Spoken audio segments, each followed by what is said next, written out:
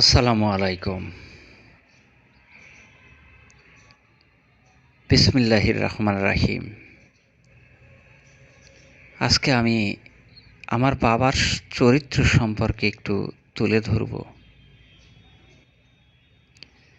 বাবা ১৯৪০ সালের ১লা জানুয়ারি জন্মগ্রহণ করেন।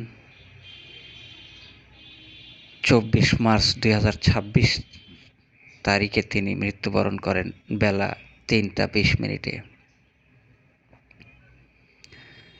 বাবা ৮৬ বছর বয়সে মারা যান। বাবা মারা যাওয়ার আগের যে ক্যারেক্টারগুলো ছিল সেগুলো সত্যিই আমাকে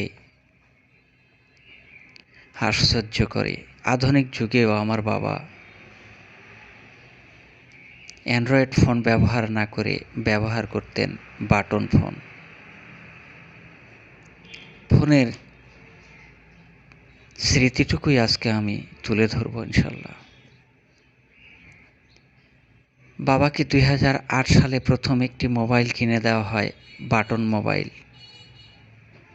নোকিয়া ১১০০। এর মাঝে অনেক মোবাইল তিনি ব্যবহার করেছেন।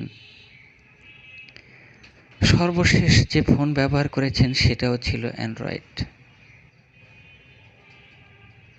ফোন ব্যবহার করেছেন, এরকম অ্যান্ড্রয়েড ফোন। এটা প্রতীকী হিসেবে দেখানো হচ্ছে যেটা এখনো আছে, ব্যবহার করছেন তিনি, সেটা আমার মায়ের কাছে রয়েছে। বাবা বাটন ফোন ব্যবহার করতেন এই জন্য যে তিনি অ্যান্ড্রয়েড ফোন ব্যবহার করতে পারতেন না।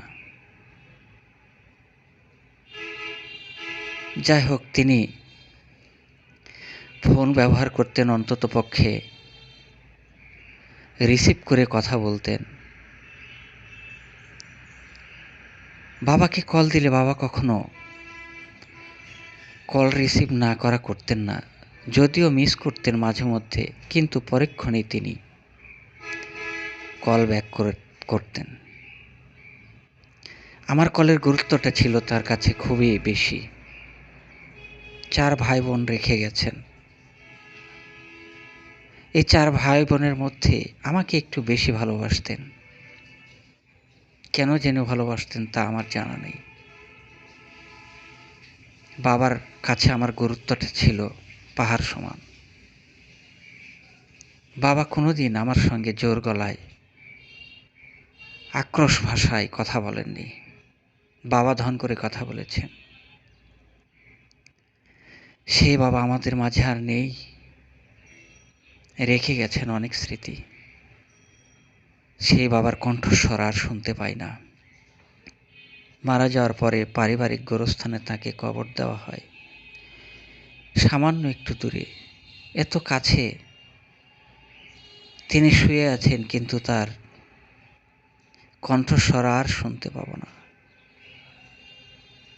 পৃথিবীর চিরাচরিত নিয়ম। তবে তিনি যে অবদান রেখে গেছেন, নাগা বাজার প্রতিষ্ঠা করে গেছেন তার জীবদ্দশায়। তিনি দেখে গেছেন নাগা বাজার প্রতিষ্ঠার ইতিহাস। তিনি নিজেই উদ্বোধন করেছেন, তিনি নিজেই ব্যানার লাগিয়েছেন। এগুলো স্মৃতি সবই আমার চোখের সামনে ঘটেছে। বাবা খুব খুশি। আজকে যাই হোক, মোবাইলের কথা, এই মোবাইল ঠিকই থাকবে যুগের পর যুগ। মোবাইল নাম্বার থাকবে 01717632480, যেটা আমি কিনে দিয়েছিলাম 2004 সালে।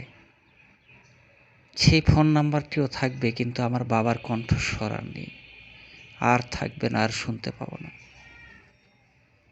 এটা সত্যিই মনে হলে যেন কষ্ট লাগে। সৃষ্টিকর্তার কাছে দোয়া করব আমার বাবাকে বেহেশত নসিব করুন। খুব সৎ, ভালো মনের মানুষ ছিলেন।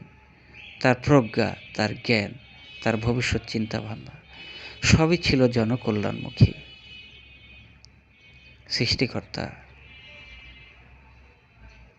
আব্বাকে যেন বেহেশত নসিব করেন। আমিন। আসসালামু আলাইকুম।